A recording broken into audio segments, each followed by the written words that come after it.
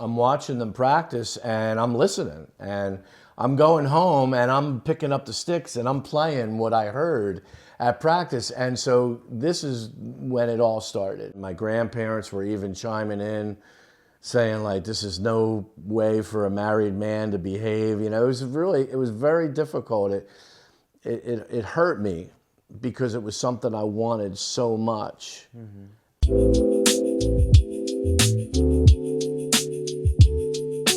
Today we have Rob joining us. He's going to share a little bit about his life, experiences. Why don't you start us off, Rob? Sure. Well, to begin with, it's hard to believe that I'm actually doing an interview that regarding senior citizenship.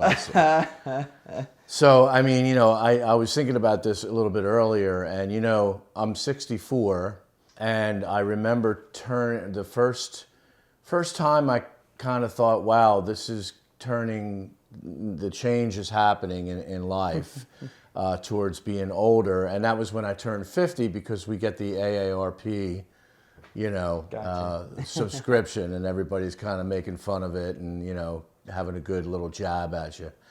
Anyway, so here we are. I was born in 1961.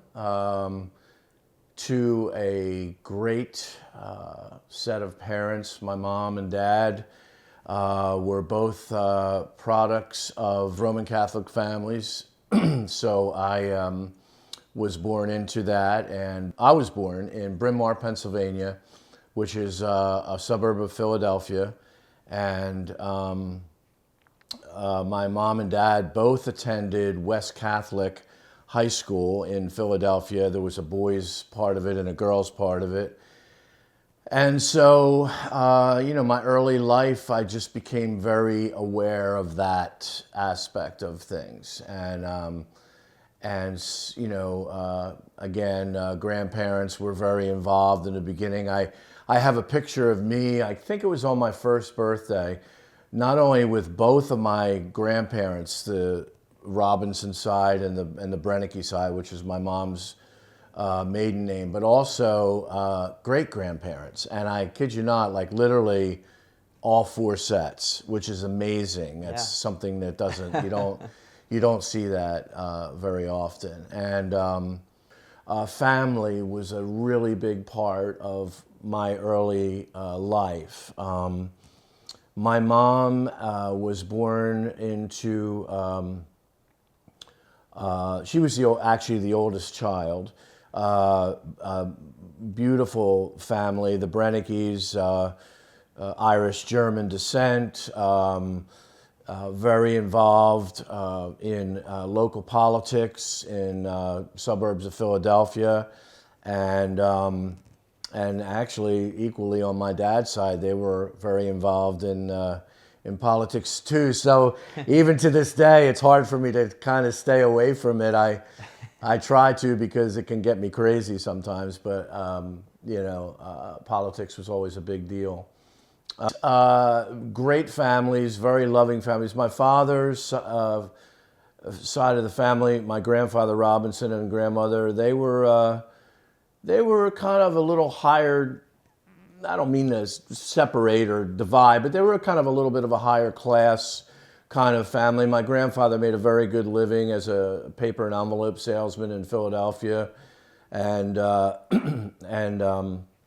you know, he did very well for himself. And they were high society kind of folks and drove nice cars and things like that. My mom's family. My mom would like to tell me that they were poor at times. I can't really justify that too much. They had a really nice house too, and but I understand where she was coming from. They had a big family. My father was just he and his sister, and my mom, she had like 6 brothers and sisters, so it was a much bigger family. My grandfather, Brennecke, my mom's father, built his own house along with some of his brothers. He was a blue collar, hands-on kind of guy. So I had both in my upbringing. I had the big family that always gathered and was kind of wild. They had holiday parties, and you know, there was a lot of fun because even my mom's younger brothers, one of them was only 5 years older than me. So my one uncle is only 5 years older than me. So there was such a wide range of age, and there was always a lot of fun going on at my mom's parents' house.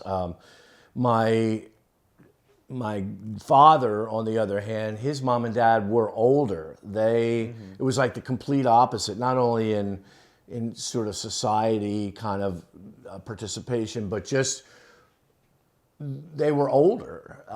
And my grandparents, Robinson, both passed away by the time I was 12 years old, and my father was like in his mid-30s. And I remember seeing that for the first time, my father like crying, you know, with my mom at the kitchen table. I was probably the first time I saw it, I might have been about 11, maybe 10, 11 years old. And, you know, I saw my father, you know, show emotion. You know, for me, both my mom and dad made it to 80, so that's a long life, you know, and, but I was also, this was just, for me, that was just 5 years ago. So, you know, you do the math. I mean, I was basically in my late 50s and my father in his mid 30s. So I had a full, long life with my parents. My dad, not so much.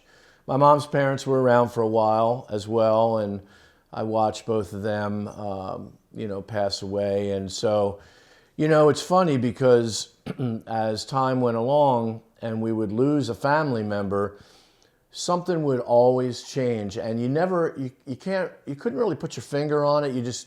There was something different. There was an absence in the family, and whatever role that they played was kind of gone. And I think the most obvious person that affected me that way was my mom. When she left, that was really like, she was just the family, what do they call them, matriarch? You know, she was just, you know, amazing. But so anyway, I don't want to get too far ahead of myself because that kind of takes me up to a little bit of recent years. But my earliest memories, I suppose, were in our first home, which was in Havertown, Pennsylvania. Again, a suburb of Philadelphia, very close to Bryn Mawr, where I was born. We had this very small little 2-bedroom house, and a lot of memories sort of come from that time.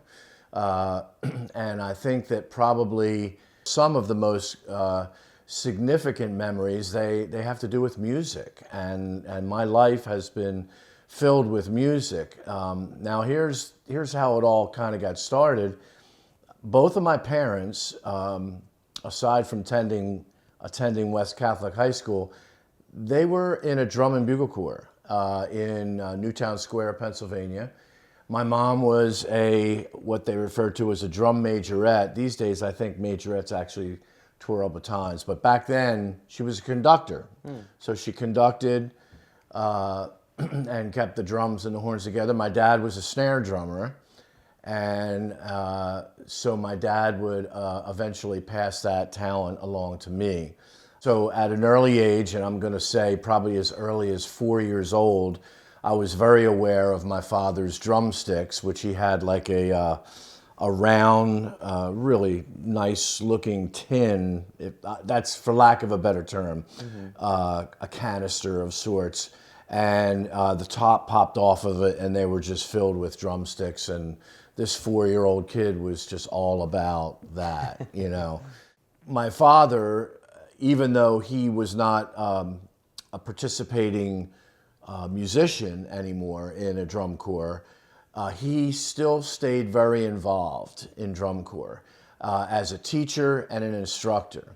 So at a young age, not only did I have these drumsticks in my house, but I also was traveling with my dad, who was teaching drum corps in the area, small drum corps. And I don't know how much you all know about drum and bugle corps, but on the East Coast, Philadelphia area, back in the early to mid 60s, there was a drum corps in every neighborhood. It was just a really, really big time thing. Kind of small in that some people didn't know what they were, and then the people that were in them were they really knew. But anyway, so I was going out to practices. These practices were often held in high schools or parking lots of shopping centers, in the summertime. And my father was very involved in teaching, so we all went out and watched him teach, and I got my awareness of this activity. And so now I go home, and I was very tuned in. I was kind of tuned into the whole thing, the bugles, the guard. I was watching them spin their rifles and flags and all that kind of stuff. So I was very aware of the whole activity, but I was really obviously drawn to the drummers. When I pulled my first drum out of a drum case, the smell of it, everything, it's still with me today. I can still remember those things. So that was a huge thing. And so now I'm watching these guys that are, anywhere from 12 to 16 to 18 years old. And I'm like, 5, 6 maybe. And I'm watching them practice, and I'm listening, and I'm going home and I'm picking up the sticks and I'm playing what I heard at practice. And so this is when it all started, and playing the drums came very naturally to me. Of course I had to work hard, and I'll tell you in a little bit about some of the later moments in my drum corps career, but in the beginning times, I wasn't playing the right sticking, and I knew I had to learn my rudiments and all that kind of stuff. But when I would hear a rhythm, I could come home and repeat it. And it was accurate. It was pretty good. And pretty soon I was going back out to these practices as a 5, 6-year-old, and I was bringing my sticks with me, and I would play on the drum, and these guys were pretty amazed. And I don't think it was like, patronizing the little kid. I was really actually playing some things, and eventually that would go a long way. As time went along, my dad continued to be involved in teaching, and in the late 60s, I want to say 1968, 69, my dad got a call from an old buddy of his who was marched in drum corps with my father in the 50s. And he said, "Hey, Robbie," my dad went by Robbie from my last name, and he was like, "I'm going to try to put the drum corps back together that we marched in from the 50s." He said, "We got a lot of young kids here, and they're interested. They want to do it, but I could really use some help because they're out there and they're trying their best, but they're really having a struggle right now, So that was the beginning of something that would last and very intensely in our family for many years, up until about 1985. So we're talking about a period of time from 1968 to 1985 before my father actually retired from that drum corps activity. And it was one continuous growth every single year. It started out with a bunch of young kids, 10, 11, 12, 13 years old, and those kids stuck around, and each year they'd get older, and we'd draw newer kids into the picture. And then we had some drum corps from different towns that folded, and their kids all came to march with our kids, and it was amazing. And in 1974, this corps was formed called the Crossmen Drum and Bugle Corps. Interesting name, but it was based on a gentleman's name from a VFW post, because drum corps were all based out of VFW and Legion halls back in those days. Drum corps were basically an extension of,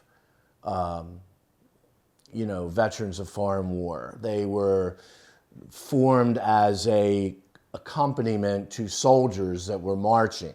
And there's a whole storyline that I could go into there too, but that's generally what drum corps were all about. And everybody wanted my father to run to direct the corps. When I say direct, I'm not talking about conducting direct. I'm talking about direct, like be the business guy, the CEO, if you will. It was that was a little bit of a fancy term back then for drum corps, because they were still, generally speaking, neighborhood, kind of community youth activities. Basically, the drum corps scene across America was exploding in the early 70s. And a new organization was formed in 1972 called Drum Corps International. And what it was trying to do is take drum corps and the competitions, and instead of having just these little neighborhood competitions at your local high school, and your drum corps would basically compete in your region, it was something that was opening up and allowing drum corps to travel to further places, and in some cases clear across the country and back. And they do this throughout the summer months of June, July, August, and championships would often result at the end of August. And so this organization, DCI, formed in 1972, and my dad and a lot of his peers wanted to be a part of it. And so this Crossman Corps was formed, and my family was the Crossman Drum and Bugle Corps in the beginning years. And I say that with humility and respect, because obviously we weren't, but we were the headquarters of the Crossmen. My dad was the decision maker on most everything as far as who was going to teach, even in those days, what we were going to play. This was what my family did from 1974 up until 1985, when my dad finally retired. I marched as a snare drummer, and by that time, I was 1977. I got back into the snare line. I was 16 years old, and I was pretty good actually on snare drum. And I was playing with all guys that were 21, 18, and I was the 16-year-old, and I was holding my own, and in some cases really, playing better than a lot of these other guys. I just had a skill set. It was natural. It just came to me. And so I knew and heard about these individual competitions. So I wanted to enter, because I saw that these guys, like, you had your drum corps, which were like 128 people that would perform, and then you had these individual competitions, and you enter in, and you had your name in there. It was like, kind of like 30 snare drummers from across the country, and everybody got their name in the in these publications that were following drum corps. I was interested in it. I liked the idea of playing a solo by myself. I could create and sort of do all that. And so I did. And my first competition that I ever entered was 1978. It was in Denver, Colorado. I was at that point, I guess 17 or 18. And no, 17 that year. And I took sixth place out of 25 guys, but this was nationwide.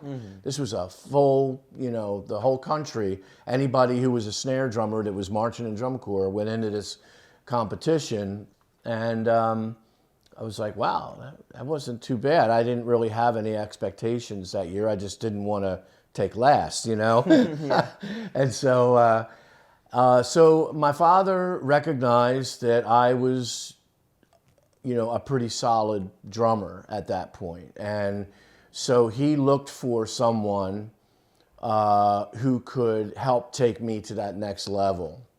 And he found a guy from California who actually came into Philadelphia to work with our drum corps. And so this guy really helped me to develop outside of just like playing snare drum in a line with a bunch of other guys.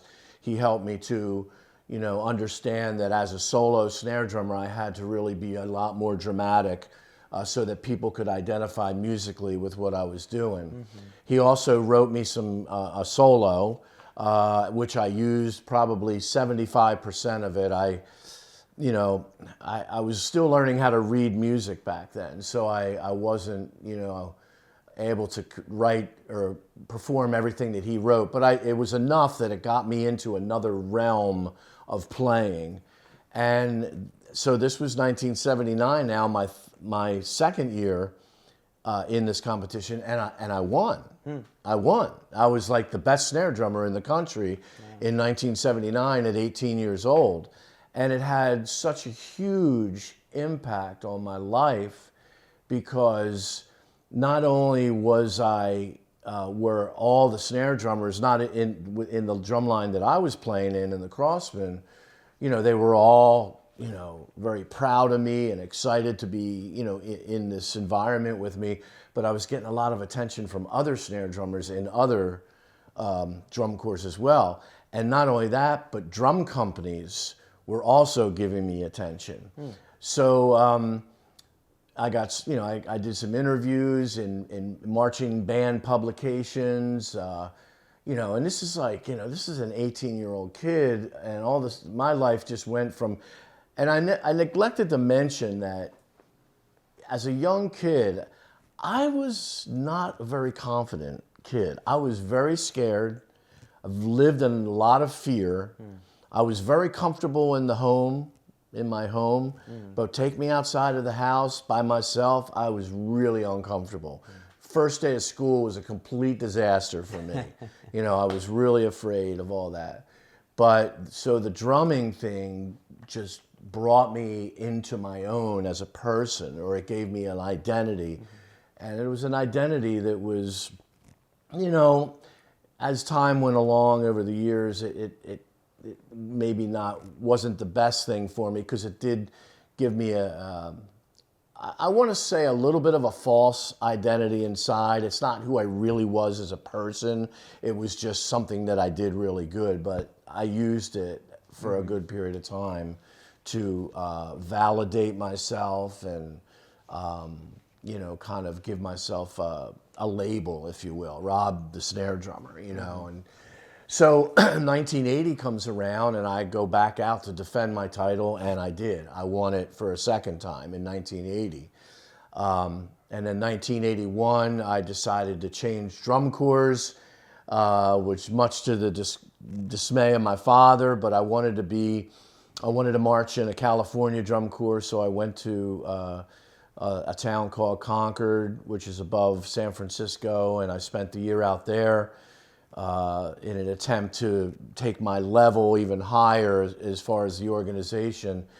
And we did great. We didn't win. We took second, and then I took second also as an individual that year.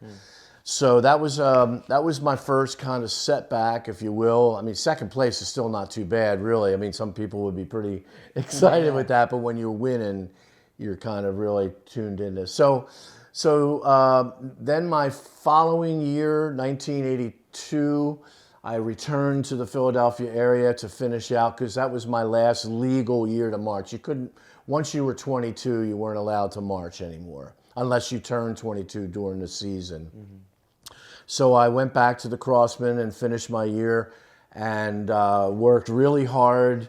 And once again, I won again in 1982 in my final year. So that was a 3-time national snare drumming champion. I know I said a lot in there, but you know, it's hard to understand what it is really unless you try to explain it a little bit. But all along, from the time I was 16 to the time I was 22, I was dating a girl who was also in the drum corps. And we were kind of like what you would refer to as high school sweethearts, only we were drum corps sweethearts. And we would wind up getting married in 1983. And following in the footsteps of my father, even though my performance career was over in terms of the drum corps, I started teaching and writing, just like my dad did. And I was getting all kinds of offers to teach and write, and I was taking them. And so, you know, my drum corps life just continued to roll along for a long time, longer than I'd care to admit, actually. You know, snare drumming sort of defined me. It gave me a purpose in life. I wasn't a particularly great student. I didn't like school. I was really, the drum corps always supplied a sense of home for me, a sense of comfort, a sense of safety, all these kind of things. And so, I did not go to college, at least out of high school. I tried later in my adult life to go back. But I wanted to play music professionally because it's what I did the best. It was the thing that I felt best about. And so I started playing drum set. Actually, when I was a kid, I was messing around with it, but I started to take it very seriously in my 20s, and I started playing with bands all over Philadelphia throughout the 1980s. And if anybody remembers anything about the 1980s, it was a very curious time musically because it was not just about the music, it was about the show and the fluff and all kinds of hair, which I don't have anymore. So did you have the big hair? Yes, I did. Oh. I had the big hair, or close to it. Hopefully we can find some pictures. We might be able to find some pictures. I was in a lot of different bands, and I was very eager to make a life in music. I was not a particularly mature young man. I had a lot of false ideas about life and about the meaningful things in life. Mm-hmm. God, which is very important to me now, my relationship with Christ and my belief in God and the way I walk these days is an about face from where I was in the 80s. I was footloose and fancy free. I was more concerned about myself and my career, or what I thought I wanted to be my career. So I was always trying to make decisions based on self rather than my marriage or my job. I was scared. That fearful kid was afraid that he wasn't going to get what he was looking for or find his way. And so I started just, stepping on people. And it's not something I'm proud of, but it was a part of my journey. My father had a successful printing company that I worked for a while, but I was playing music and teaching drum corps in the weekends. I was never at home with my wife. And so, my marriage suffered severely because of that. And, at one point, my wife she wanted to have a child. And I think she thought that would change things for me, and that's probably not an uncommon story. And so my son was born in 1989, and just as she got pregnant, I got a really good gig. I went and auditioned for this guy from South Jersey. His name was Ben Vaughn, and Ben was just a very unique songwriter, and he had a record deal, and he was making records, and he was touring, and he was leaving Philadelphia, which by the time 1988, when I actually joined his band, by the time that came around, I was ready for it. I was tired of playing the Philadelphia clubs, and I wanted to get on the road because I felt like there's no way I'm going to be able to have a professional life as a drummer, if I'm not doing something with a bigger scope. And Ben had that and offered that to me. And so that was a very unpopular decision that I made in 1988 when I went and told my wife that I was going to go on tour with this guy. And that right there will tell you a lot. I didn't ask her, I told her, and that was where I was at that time of life. I also went to my parents and told them that I was going to be leaving the family business to go on tour. But this was my dream. This was what I wanted so badly. And so I did, and it was really amazing. We played every night of the week except for like Monday. Sometimes we'd find a Monday night gig, but I was on the road for 8 weeks at a time, come home for Christmas, go back out again. I was playing at all across the country, from East Coast to the Midwest to West Coast. We even flew out of Minnesota at one point and went to France and played a festival in France. There were interviews, there were radio performances. It was like everything that I was looking for, but there was no money. And I mean, when I say that, like, I literally came home after 8 weeks on the road with, like, I don't know, $500 or $600 in my pocket. But that was the nature of the business. Obviously, my family they were trying to be happy for me because they knew how much it meant to me. But they saw what I was doing to my marriage. They saw what it was doing to my family. I was really trying to, and my grandparents were even chiming in, saying, like, this is no way for a married man to behave. It was very difficult. It hurt me because it was something I wanted so much. Mm-hmm. And, it seemed like I was doing the wrong thing. For me, it felt right. But it felt wrong because I felt guilty for all the wrong that was coming of it.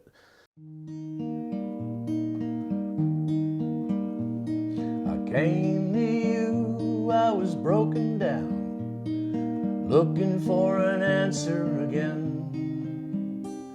I fell on your step while my heart wept. Can you help me remember